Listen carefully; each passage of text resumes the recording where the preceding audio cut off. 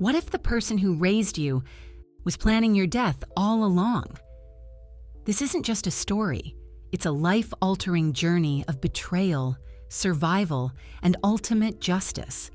A mother and father pushed off a cliff by their own son.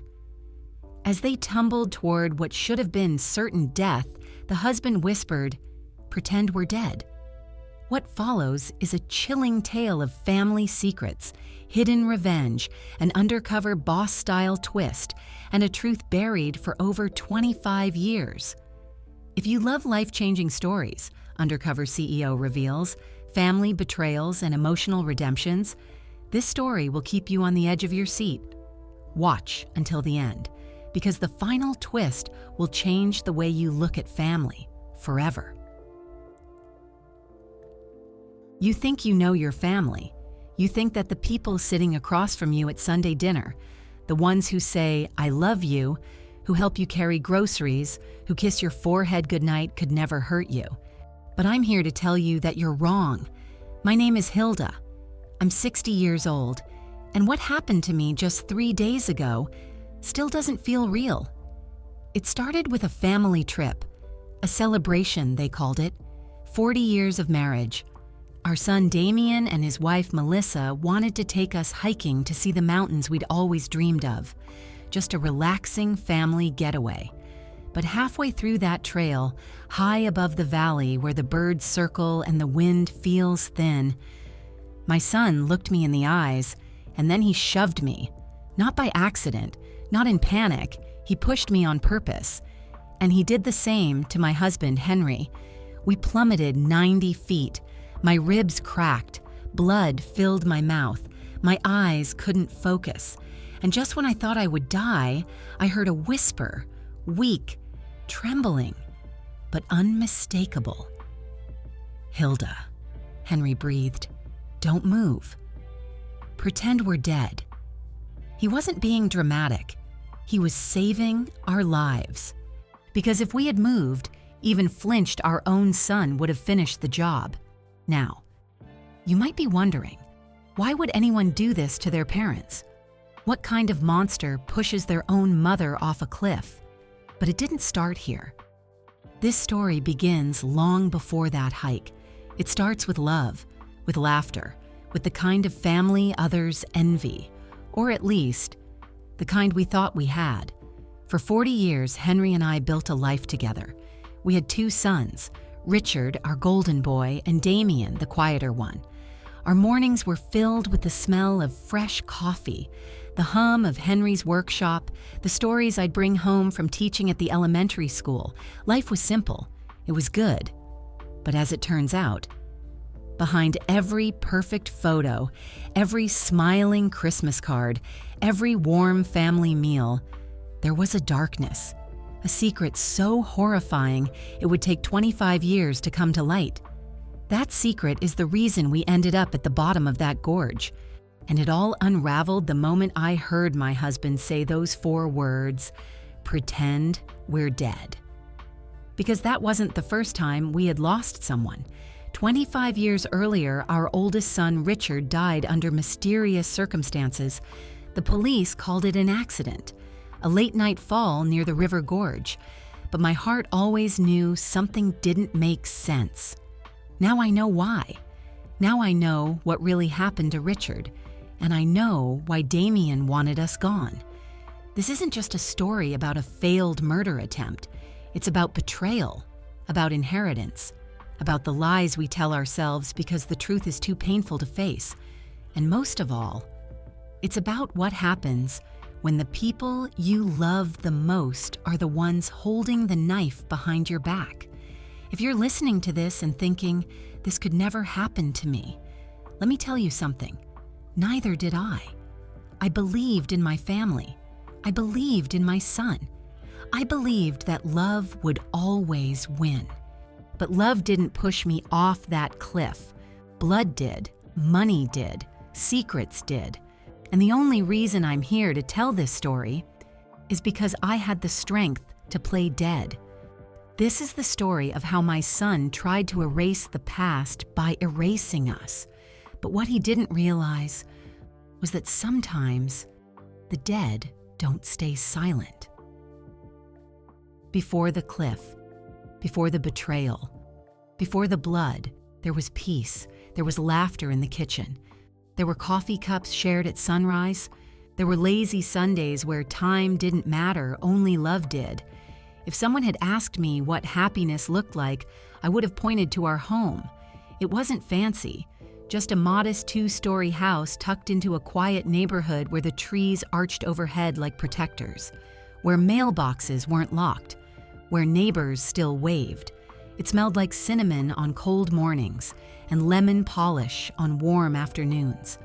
And in every corner you could find a memory, a toy left behind, a sketch Richard drew, or a crack in the wall from when Damien tripped and laughed too hard. Henry, my husband, was a craftsman, through and through. He didn't speak much, but when he did, his words had weight.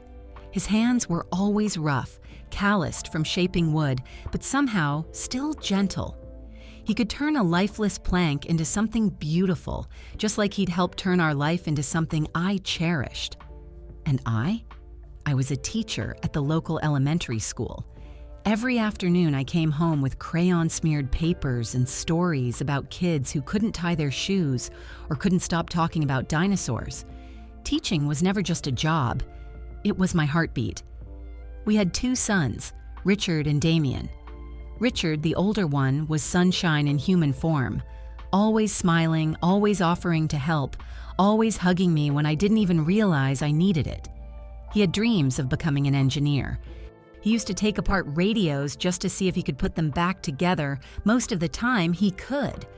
And then there was Damien, quieter, more watchful. He wasn't the type to run into your arms. He was the type to sit in the corner, building a puzzle piece by piece, silently. But I loved him no less.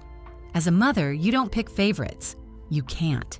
Even when one child shines more brightly, you love the other just as fiercely.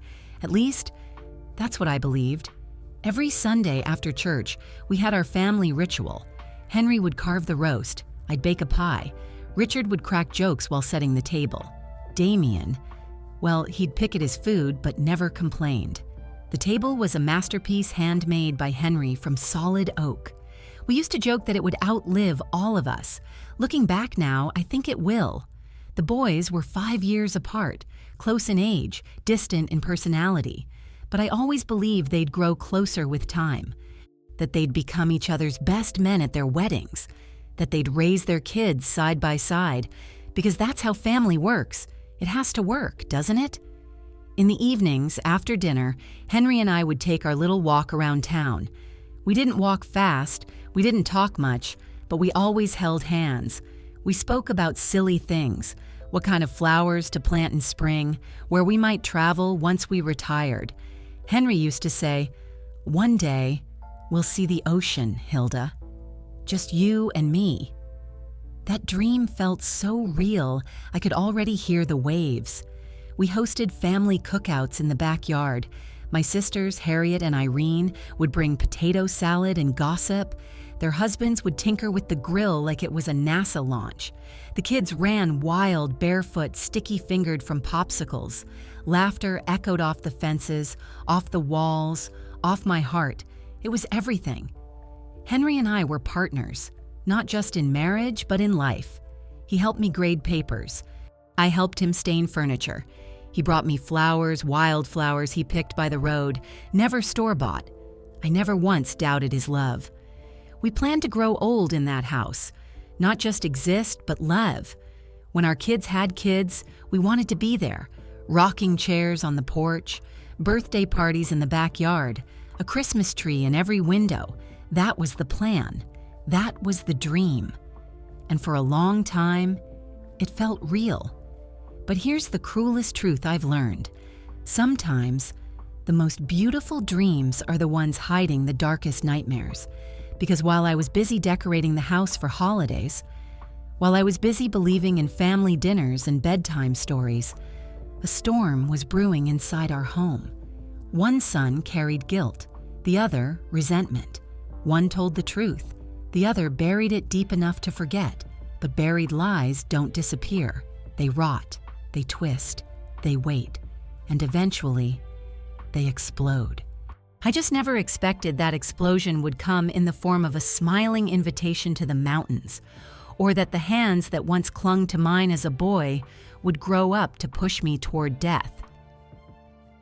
It didn't happen all at once, not like a glass shattering in a single moment. No. When families fall apart, it starts with hairline fractures, invisible to the eye, quiet, slow, dangerous. At first, I didn't notice it. Or maybe I didn't want to. Richard was 20 when it began.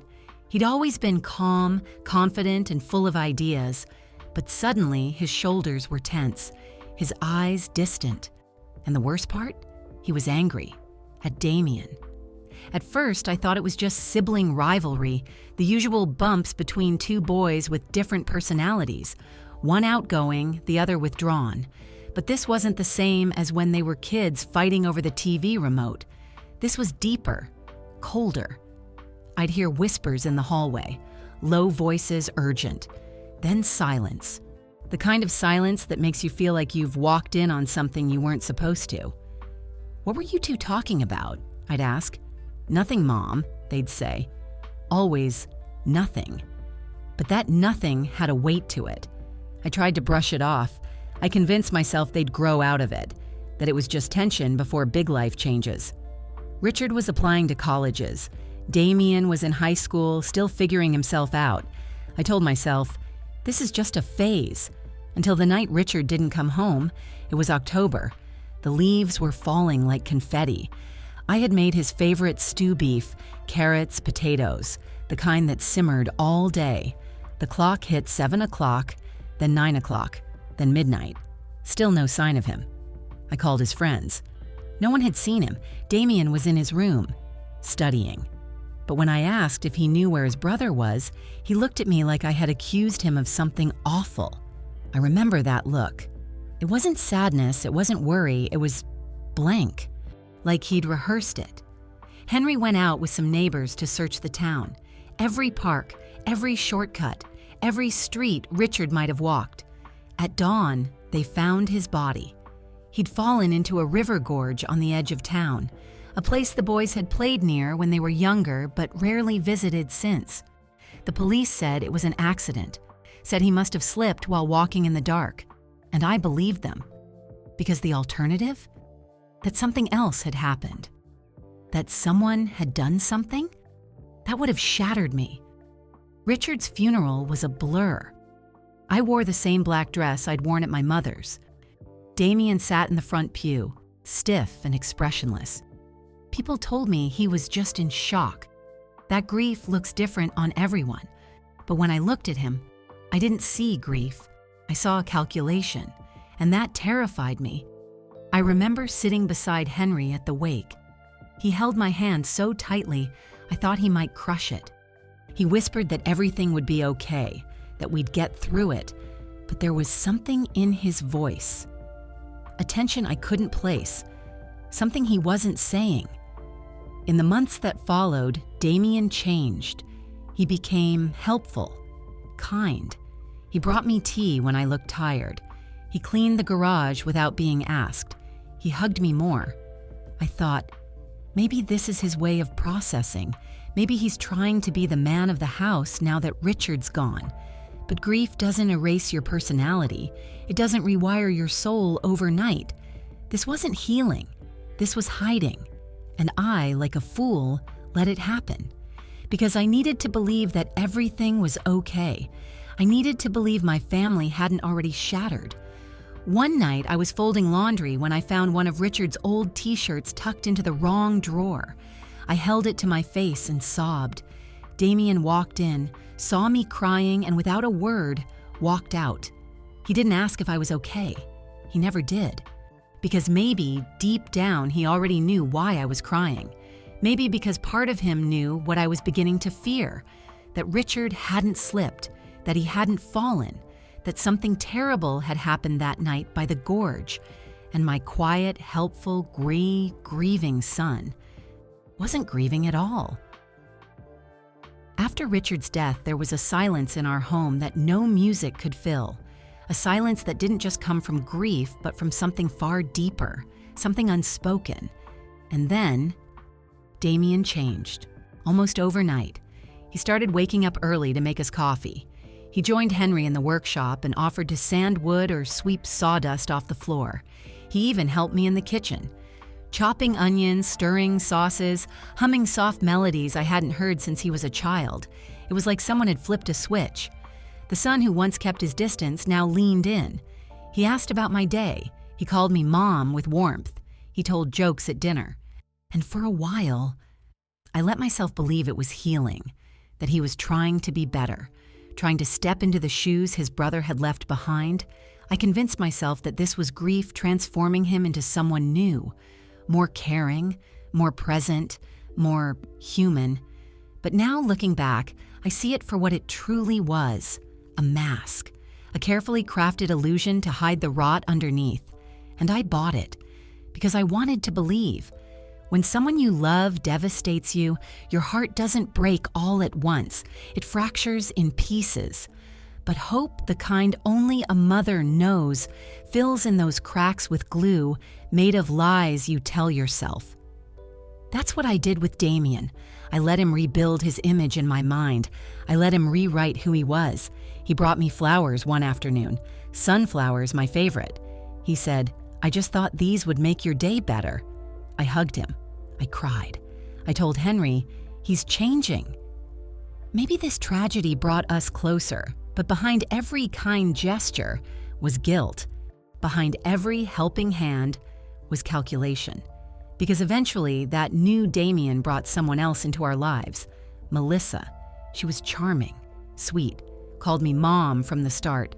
She helped with dishes, complimented my cooking, even brought over cookies she claimed were her grandma's recipe. And I believed her too. I wanted to, because she was exactly the kind of daughter-in-law I had prayed for.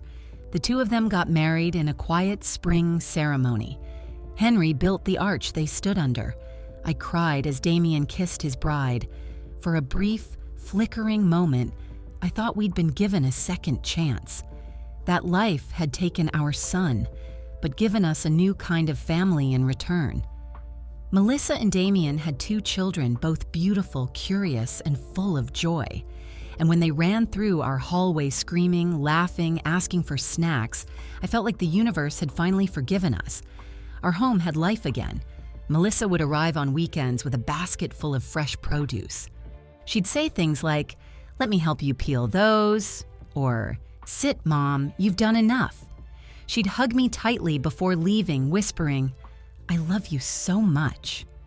And I believed every word, because how could I not? How could I have known that the same woman who held my hand while I cried about Richard would one day stand beside my son as he tried to murder me? But that's the danger of masks. They're only meant to be worn until the truth becomes inconvenient. And for 25 years, Damien wore his mask like a second skin. He celebrated birthdays. He fixed leaky faucets. He carved a wooden toy chest for his daughter with our family name etched into the lid. But none of it was real. It was all smoke and mirrors, an elaborate performance built on the foundation of one unforgivable secret. He killed his brother. And while I baked pies and knitted scarves, he smiled, hugged, and called me Mom, as if those hands hadn't once pushed another life over the edge. I see it now. Every act of kindness was guilt management. Every thoughtful gesture, damage control. And Melissa, she wasn't an innocent bride swept into a broken family. Number. She was an architect too. She helped reinforce the lie. She built onto it. She made it beautiful. So beautiful I forgot to question what held it all together. But now that the mask has fallen, now that I've seen the truth, I know. They were never trying to redeem themselves. They were trying to distract us from the real plan, the one they'd been perfecting for decades. And it all started with a hug, a smile, and a lie dressed as love. It began with a smile. "Mom, Dad," Damien said one Sunday afternoon, "you're both 60 now. Isn't it time you got your affairs in order?" He said it kindly, like it was something responsible sons do. and Melissa, sitting beside him on our porch swing, nodded in agreement. "It's just smart planning," she added, her voice soft and sweet. "We want to make sure you're protected." Protected. That word stayed with me. Not cared for, not looked after, not loved, just protected. Still, at the time, it sounded reasonable. After all, Henry and I had saved our whole lives. The house, the land my parents left me, the modest savings we'd built, altogether it was close to $200,000. We weren't wealthy by any means, but we had enough. Enough to feel secure, enough to leave behind for our grandchildren. So when Damien offered to drive us to the lawyer's office, I said yes, because I trusted him, because I still believed that everything he did was out of love. The lawyer, Albert, was someone we'd known for years. He had drawn up our original will when the boys were still little, a kind man with a quiet voice and an office that smelled like old paper and mint tea. He went over our options. We could create a trust, divide the estate, or simply name beneficiaries in a traditional will. That's when Damien leaned in. "If you name Melissa and me as the sole heirs," he said, "we'll make sure everything gets distributed fairly, to the grandkids, to whoever you want." "But why not just name the grandchildren directly?" I asked. "Because you'll need us," he said quickly, almost too quickly. "Eventually. When you're older, if anything happens, we'll be able to take care of everything without legal complications." Melissa placed her hand gently over mine. "We just want to make sure you're safe," she said again. That word, safe, the way she said it, like we were already in danger. Henry, ever practical, didn't question it. He nodded, signed where they told him to, smiled when Damien shook his hand and said, "We're officially a team now, Dad." But as I held the pen, something inside me hesitated. My mind flashed to Richard, to how, even as a teenager, he would promise to support us when we were older. He used to say, "Don't worry, Mom. Someday I'll buy you and Dad a cabin by the lake." He had plans, dreams. He cared about our future. But Richard was gone, and Damien was all we had left. So I signed. That night, Melissa gave me a hug that lingered too long. "We're one big happy family now," she whispered. I should have felt comforted. Instead, I felt cold. After that day, their visits became more frequent, but not like before. They didn't come to watch the kids play in the yard. They didn't stay for coffee and pie. They came with questions. "Have you ever thought about downsizing? This house is a lot to maintain for 2 people. Why not sell while the market's hot?" At first, I laughed them off. "This house is our home," I'd say. "Every room has a memory." But they were persistent. Melissa, examining our furniture like an appraiser, said, "You could make a small fortune just from the workshop alone." Damien chimed in, "Mom, Dad, it's just not safe anymore." "What if you fall down the stairs? What if something happens and no one's here?" The concern in their voices was so well rehearsed, it sounded real. But it wasn't love. It was a sales pitch. And I was starting to feel like the product. One evening, after another round of suggestions, Henry turned to me in the kitchen and said, "Maybe they're right. Maybe we should think about the future I dropped the plate I was holding, because I knew something he didn't. I could feel it in my bones, in the way Damien looked at our house, not with nostalgia, but calculation, in the way Melissa smiled like she was already picturing what color she'd paint the walls. I didn't sleep that night. Instead, I stared at the ceiling, thinking about every interaction, every time Damien asked about our insurance policies, every time Melissa asked for copies of our bank statements, just in case. This wasn't about protecting us. It was about preparing for something they weren't telling us. And that's when I knew. The will hadn't protected us. It had exposed us. We had handed them the keys to our future, and they were already reaching for the door. They say a mother always knows, but I didn't. Or maybe I did. Deep down, but I didn't want to believe it.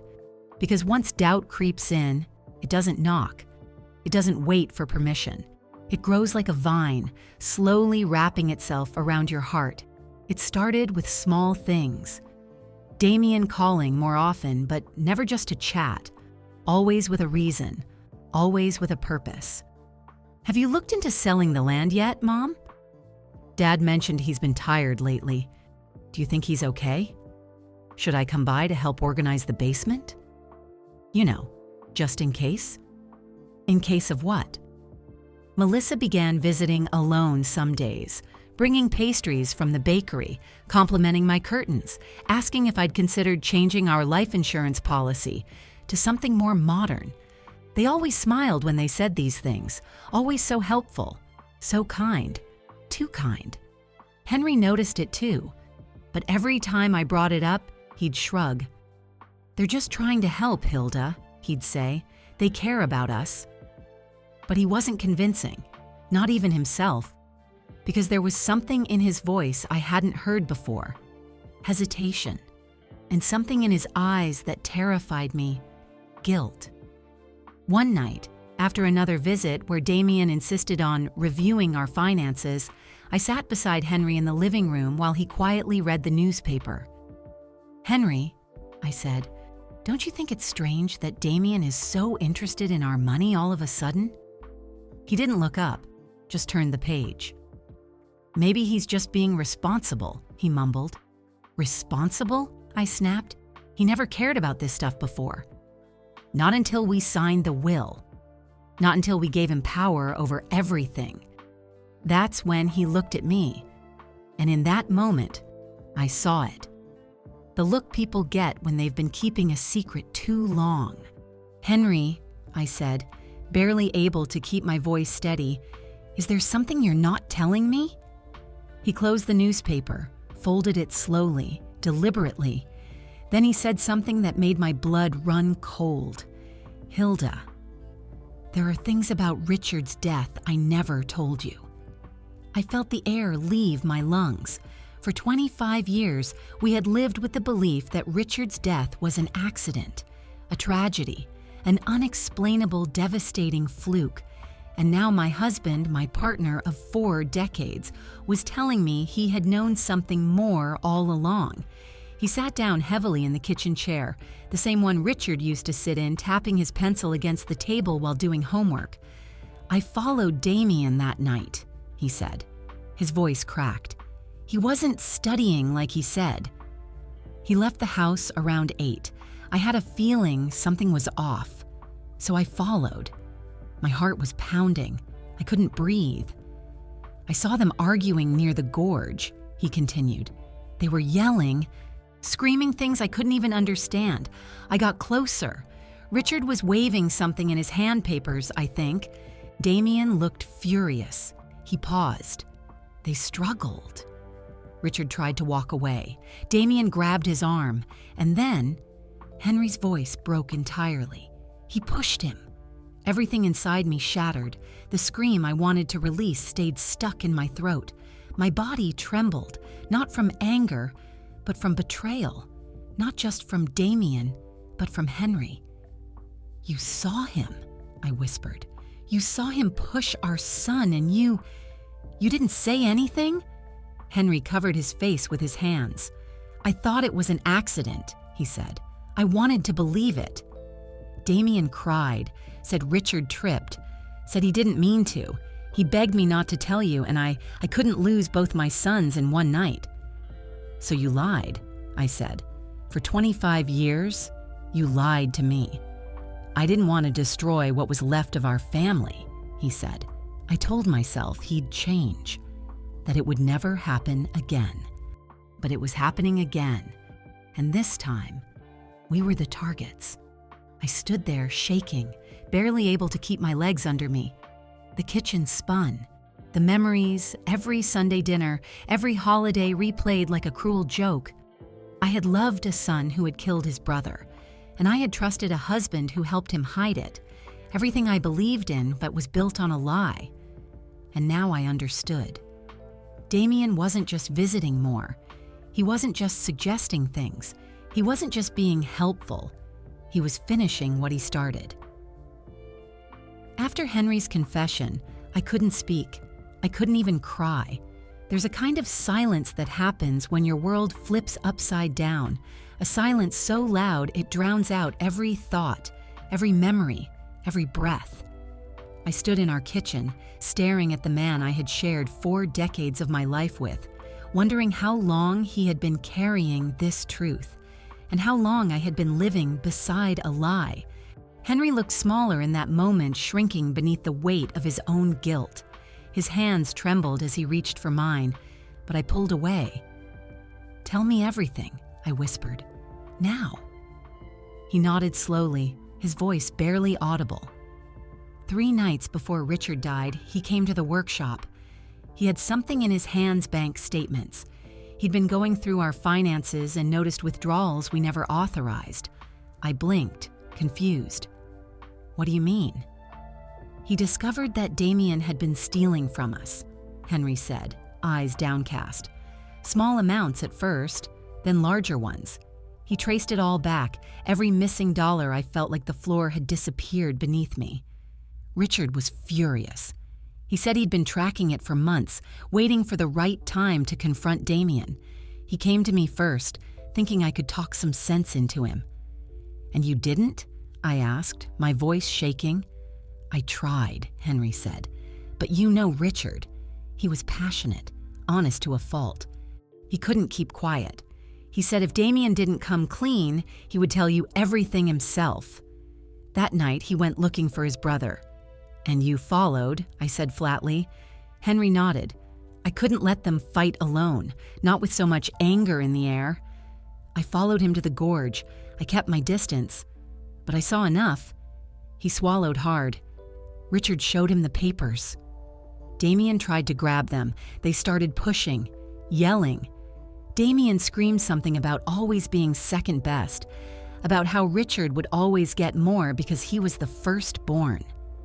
I closed my eyes. It was always about Richard. Always. The good grades, the attention, the love. Not because we gave it unfairly, but because Richard earned it, and Damien resented him for it. "Then what?" I asked, bracing myself. Henry's voice dropped to a whisper. Richard turned to leave.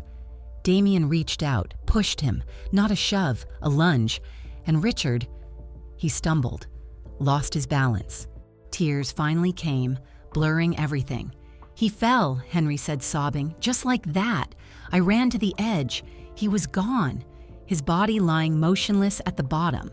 He paused, gasping for air. Damien looked at me, eyes wide, tears running down his face. He kept saying, "It was an accident." "Dad, please, you have to believe me. I didn't mean to, I swear." "And you believed him," I choked out. Henry nodded slowly, ashamed. "I wanted to. God, I wanted to. He was our last son. Richard was already gone. I couldn't lose another, so you said nothing." "I told the police I didn't know anything," he admitted, "and I let the accident story stick. Damien promised he'd make it right, said he'd pay back every cent, that he'd change." I laughed bitterly through the tears. "He didn't pay anything back, did he?" Henry shook his head. "No, he kept taking, quietly. Thought I wouldn't notice, and I let it happen. Because every day that passed, admitting the truth meant admitting I had protected a killer." I collapsed into a chair, my hands gripping the edge of the table we'd shared meals on for decades. Everything was tainted now. Every laugh, every family photo, every memory, all built on the body of my firstborn. "And now?" I asked, my voice like glass. "Why is he doing all this now?" Henry stood and walked to his desk drawer. He pulled out a small folder and slid it across the table. "I've been looking into his business," he said, quietly. "He's drowning, Hilda. His company is nearly bankrupt. He owes over $100,000 to banks and private lenders. Dangerous ones." I opened the folder, and the numbers screamed louder than words. "He needs our money," Henry said, desperately.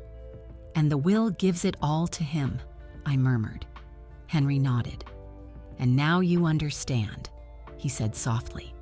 "If he killed his brother for money, what do you think he's willing to do to us?" I stared at the papers, at the man I once called my son, and I knew. The mask of redemption had cracked. The truth was out. And now? Now he had nothing left to lose. The phone rang the next morning. Henry and I hadn't slept. We sat at the kitchen table until dawn, staring at each other in silence, the air between us thick with dread and disbelief. The truth was out now, at least between us. Richard had been murdered. Damien had done it. And now, with debts closing in and our estate legally in his hands, we knew exactly what was coming. But we didn't expect it to come so soon. Henry picked up the phone. "Hi, Dad," Damien's voice chirped through the receiver. "Melissa and I were just talking. We've got a surprise for you and Mom." Henry looked at me, his eyes narrowing. "Oh?" he said carefully. "You've got your 40th anniversary coming up," Damien continued. "We want to do something special, something you'll remember forever." I felt my stomach drop. Henry forced a chuckle. "That's thoughtful of you, son." Damien didn't skip a beat. "We thought it'd be nice to take you both to the mountains. You've always talked about seeing the trails up north, right? We could make a weekend of it, just the four of us. Take some pictures, enjoy nature, one last big family adventure, one last—" He didn't even realize what he'd said. Or maybe he did. Henry's hand tightened around the phone. "That sounds lovely," he said, the words like glass in his throat. "Let us check our schedule and call you back." "Sure, but we're thinking next weekend," Damien said. "Weather looks perfect. Just say the word." When Henry hung up, we sat in silence for a long time. I already knew what he was going to say. "The mountains," I whispered. "That's where they're going to do it." He nodded slowly. "Just like the gorge with Richard. Remote, no witnesses, easy to make it look like an accident." Tears burned behind my eyes, but I didn't cry. I was too afraid, too aware, too awake now. "What do we do?" I asked. Henry rubbed his face, the weight of everything pressing down on his shoulders. "If we refuse, they'll know we suspect something. And if they know that, they won't wait." He was right. They could stage a break-in, a gas leak, a fall down the stairs. But if we went along, if we pretended everything was normal, maybe we'd have a chance to control how it played out. "We go," Henry said, "but we prepare." That week was the longest of my life. Every knock at the door startled me. Every creak in the floorboards made me jump. Damien and Melissa visited midweek to finalize plans. Melissa brought cookies. Damien carried a new hiking backpack. "Safety first," he said with a grin. "I've got harnesses, rope, lanterns, even a first aid kit." He made it sound like a camping trip, but I could see it now, how every item was selected not for protection, but preparation. They were planning our deaths like a checklist. That night, Henry whispered, "I'm going to bring my phone. I'll hide it and set it to record if we don't make it." He paused, voice cracking. "Maybe someone will hear what happened." I nodded and held his hand across the bed.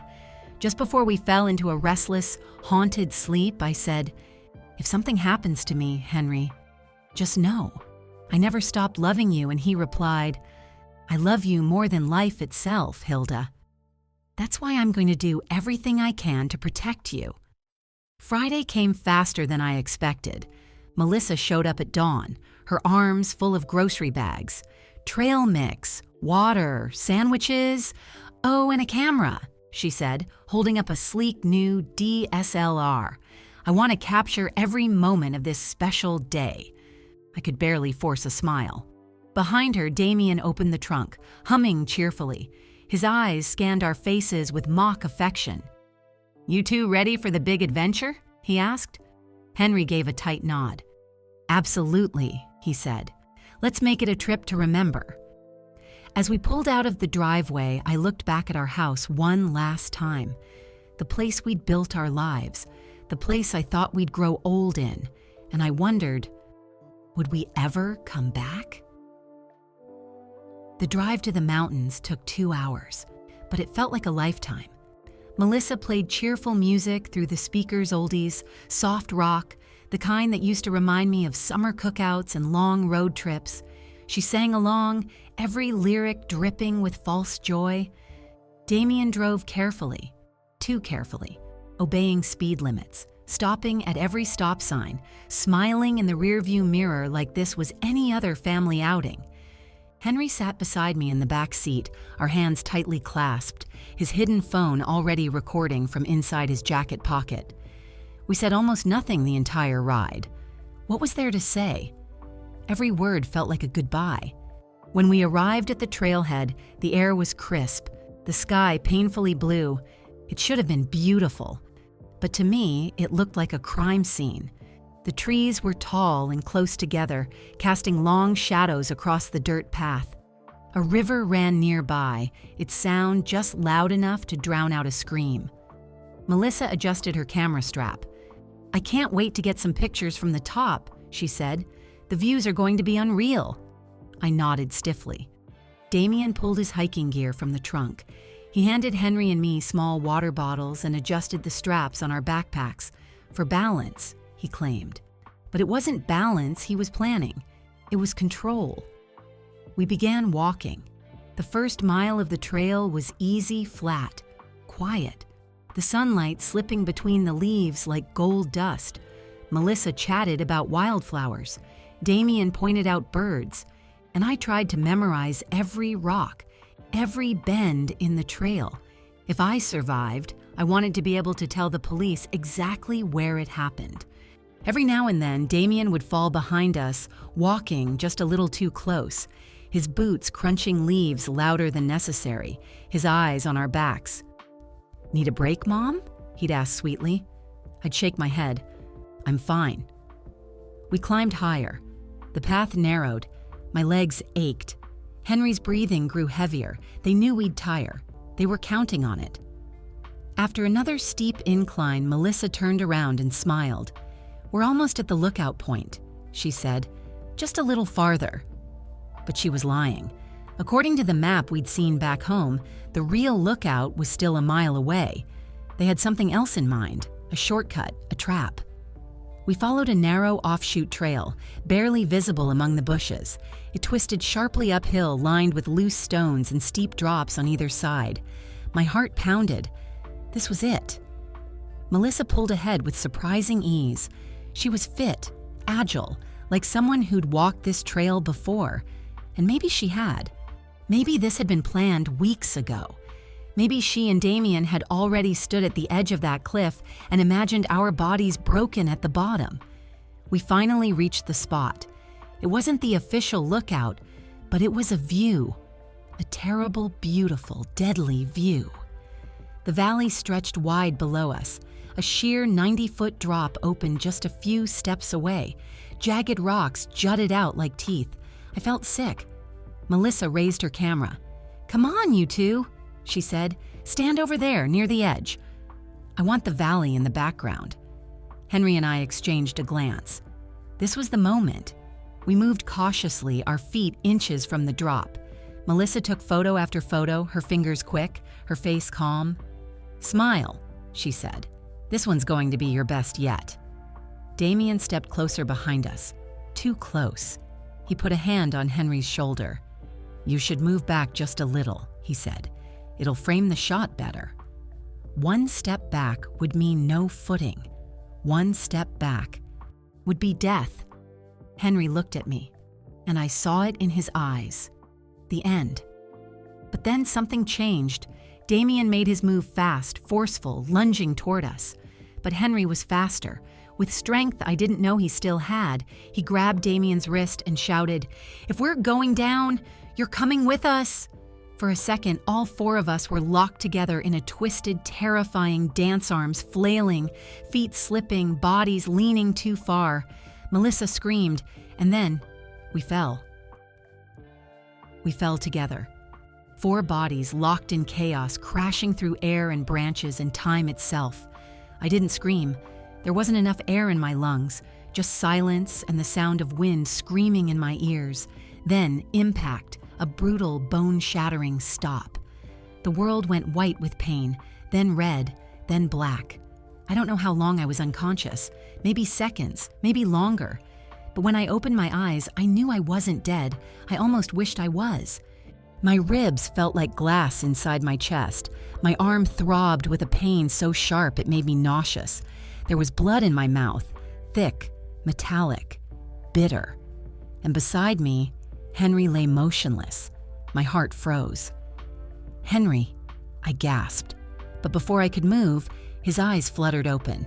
He looked at me, barely breathing, lips cracked and trembling. Then, with the last ounce of strength he had, he whispered, "Don't move. Pretend we're dead." I froze. My body screamed to shift, to sit up, to breathe. But something in his voice, raw, urgent, terrified, stopped me cold. So I lay there, blood pooling beneath me, heart pounding, eyes open, but unfocused. I heard rustling, not far away, at maybe 10 feet. Damien groaned. Melissa, are you okay?" he called out, voice broken. She answered, her tone sharp and pained. "I think my leg's broken." "It hurts, Damien. God, it hurts." Then her voice dropped lower, almost bitter. "And what about them?" Silence. I could hear Damien crawling closer. Every dry leaf he brushed, every snapped twig. I focused on my breathing, made it shallow, weak, almost non-existent. "They're dead," he finally said. "Both of them." Eyes open, not breathing. I checked relief, and horror hit me at once. He believed it. He really believed we were gone. "Perfect," Melissa whispered, her tone cruel and flat. "Worked just like we planned." "Well, except the part where we fell, too." She laughed, a bitter, ugly sound. "At least we don't have to fake it anymore," she added. "No more hugs. No more sweet voices, no more pretending they thought they'd won. And if Henry hadn't whispered those 4 words, they would have." For the next few minutes, they talked like we weren't even there, like we were already buried. "We'll say it was an accident," Damien muttered. "We were hiking." Dad slipped. He tried to grab Mom. We rushed to help, but we all fell. We barely survived.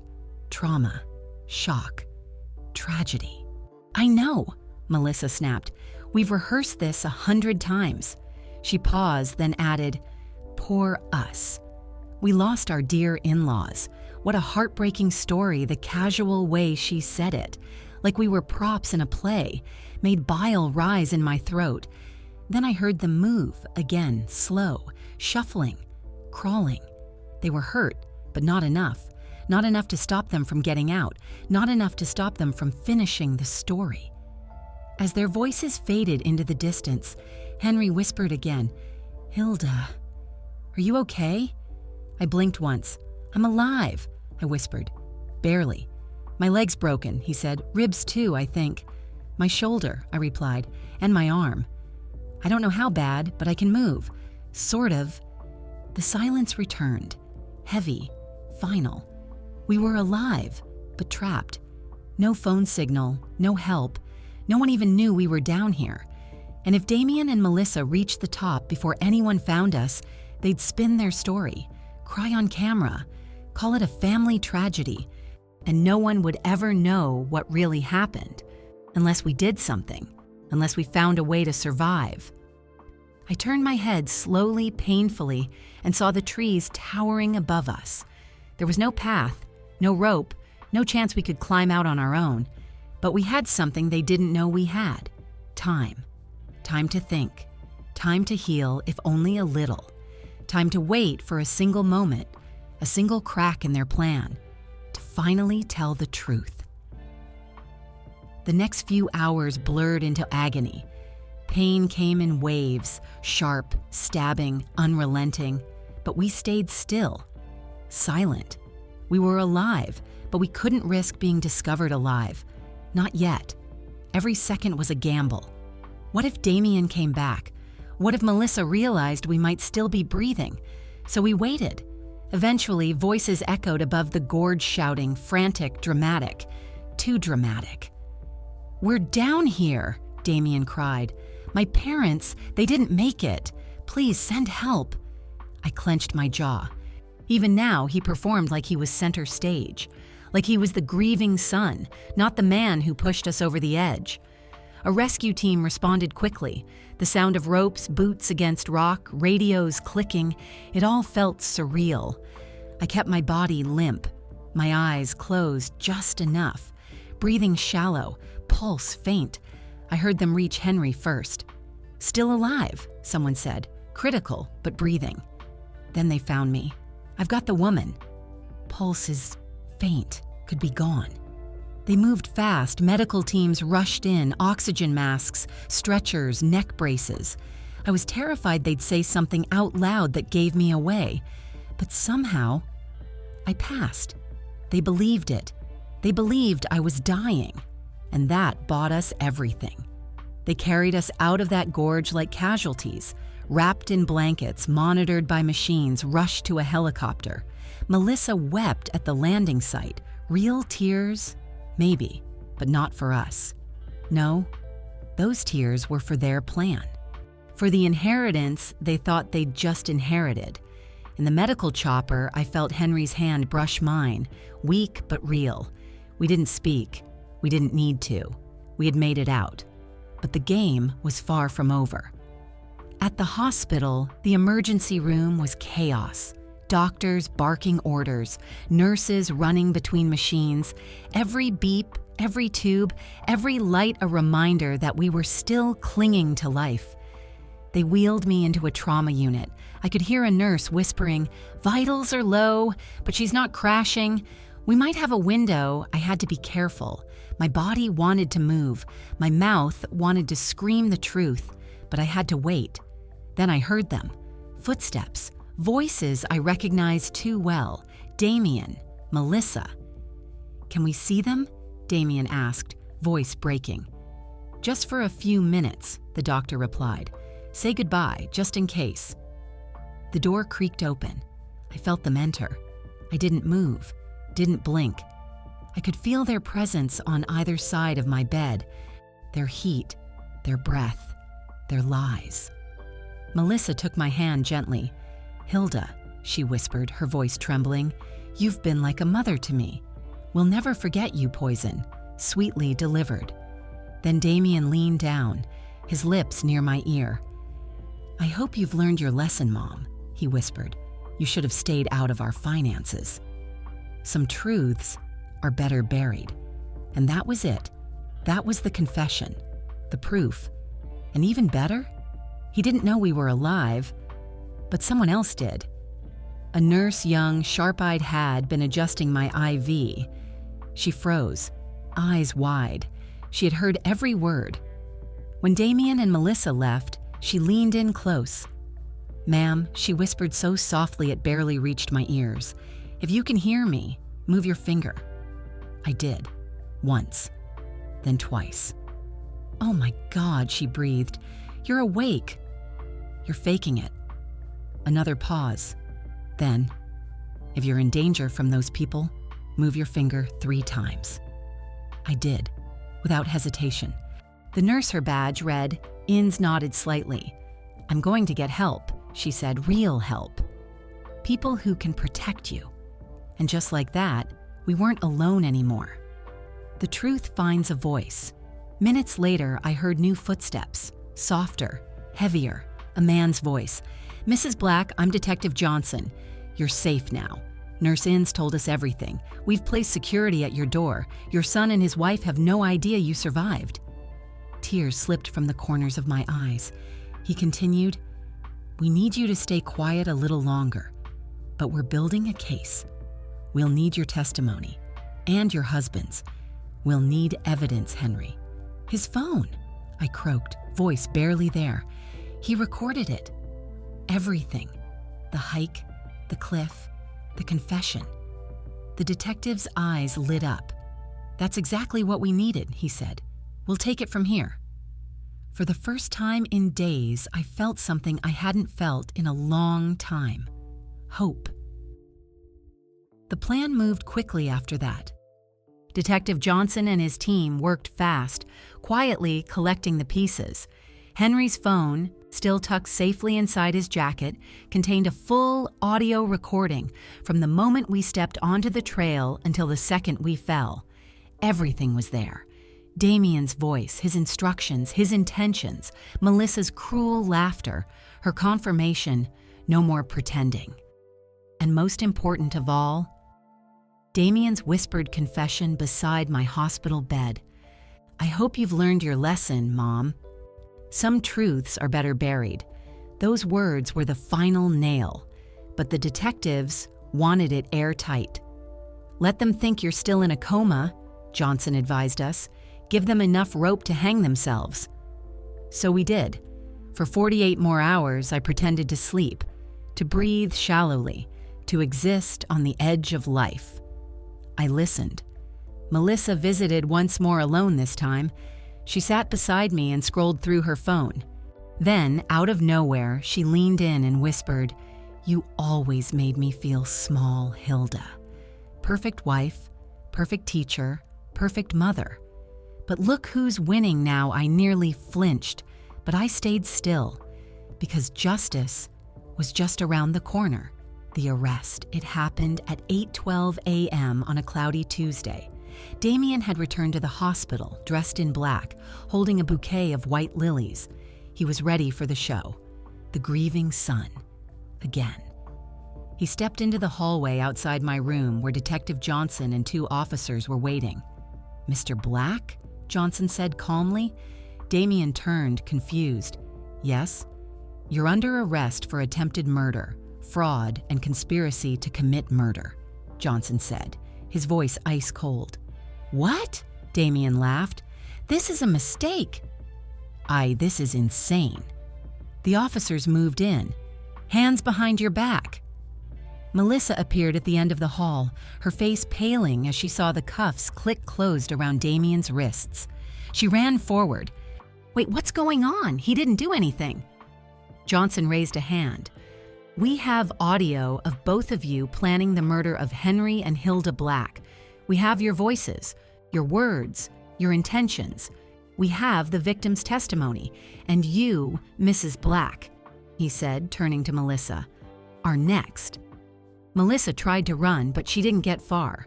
Another officer stopped her before she reached the stairs. "I didn't mean to," she began, panicking. He pressured me. Damien made me." "No one made you laugh about their deaths," Johnson replied coldly. "No one made you call them a clean slate." The hallway fell silent except for the click of cuffs. The revelation.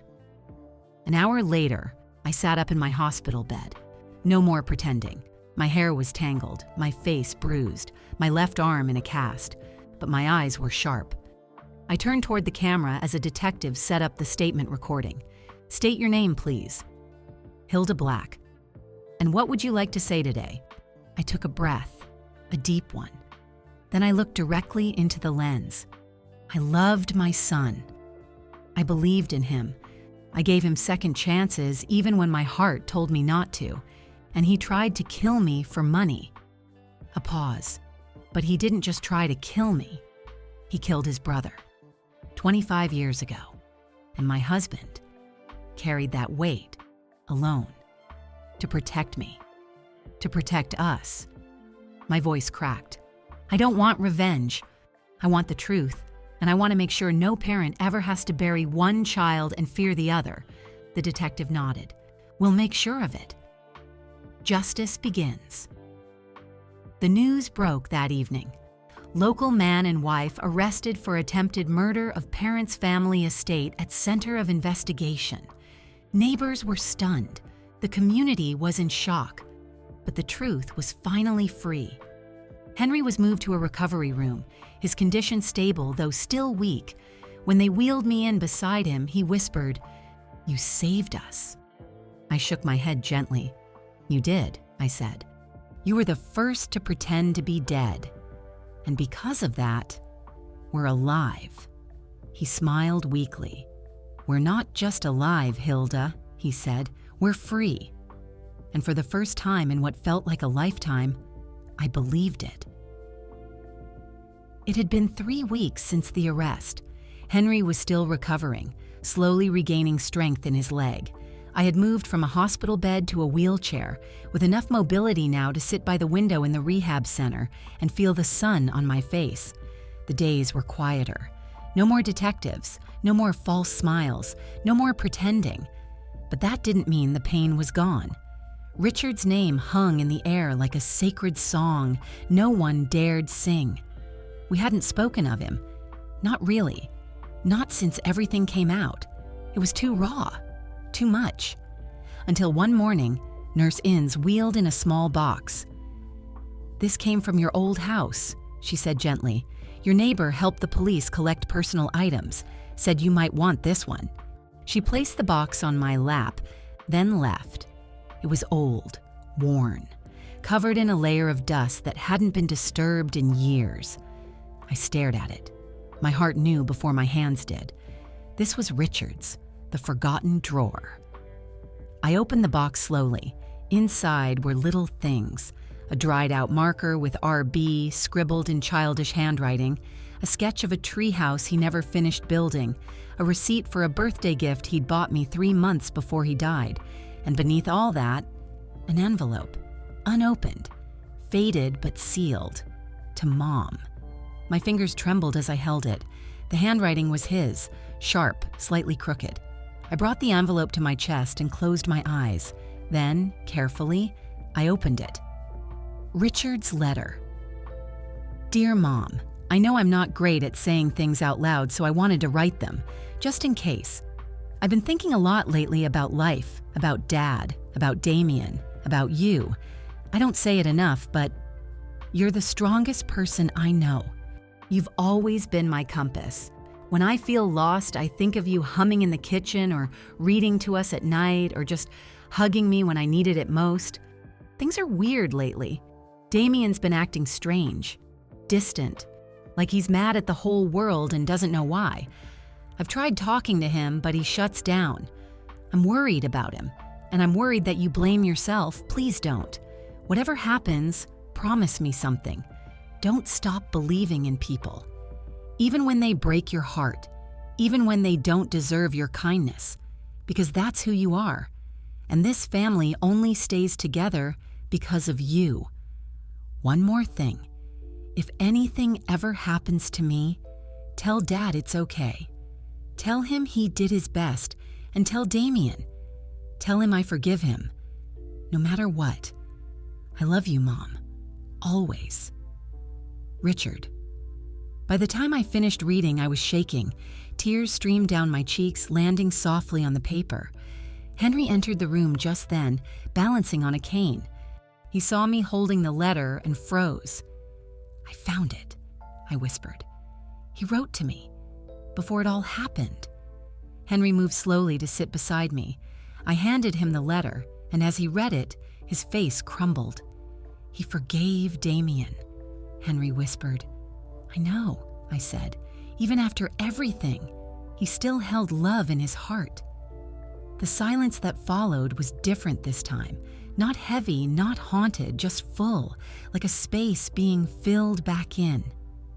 A final piece. We decided to bury the letter beside Richard's old oak tree, the one he used to climb barefoot every summer, the one he fell out of once and broke his arm and then laughed about it. Henry dug a small hole beneath the tree's roots. I placed the letter inside, wrapped in a plastic sleeve. We didn't say much, just stood there, hands clasped, hearts broken, but beating. "I miss him every day," Henry said. "I always will," I replied. And for the first time, those words didn't feel like chains. They felt like truth, like legacy, like love that couldn't be erased, not by betrayal, not by death, not by time. Richard's story wasn't just about how he died. It was about how he lived, and now his voice would live on too. 6 months later, the leaves began to fall again. The same way they did that year Richard died. The same way they did the day we were pushed off a cliff. But this time, the season didn't feel like an ending. It felt like a beginning. Henry and I moved to a small lakeside cottage 2 towns over quiet, tucked between pine trees and silence. No stairs, no reminders, just peace. Healing doesn't happen all at once.